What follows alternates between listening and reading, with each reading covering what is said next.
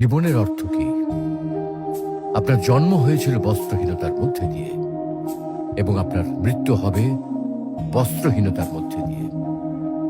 আপনি পৃথিবীতে এসেছিলেন অত্যন্ত দুর্বল হয়ে, এত দুর্বল ছিলেন যে মার সাহায্য ছাড়া খাবারটুকু মুখে নিতে পারতেন না। আপনি যখন এই পৃথিবী ছেড়ে চলে যাবেন তখনও আপনি অত্যন্ত দুর্বল আর অসহায় থাকবেন। তখন আপনার কাফনের কাপড়টুকু আপনি নিজে পরতে পারবেন না, আরেকজন আপনাকে তা পরিয়ে দেবে।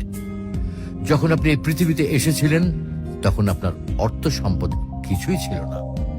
যখন আপনি এই পৃথিবী ছেড়ে চলে যাবেন তখনও আপনার অর্থ সম্পদ কিছুই থাকবে না।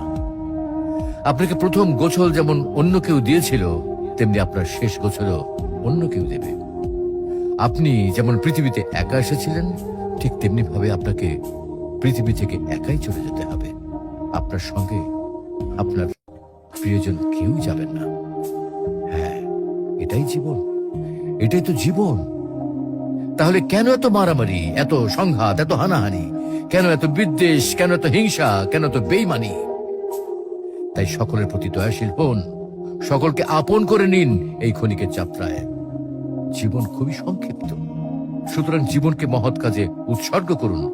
সর্বদাই নিজের ও মানুষের কল্যাণ করুন, অনর্থক কাজ থেকে নিজেকে বিরত রাখুন।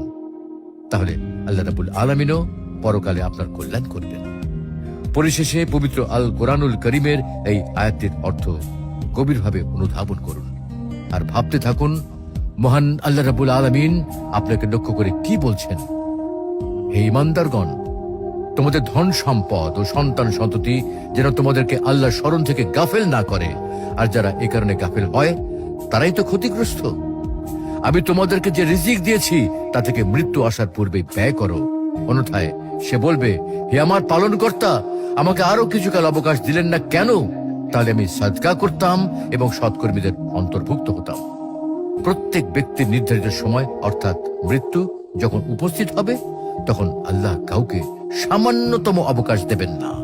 তোমরা যা করো আল্লাহ সে বিষয়ে খবর রাখেন।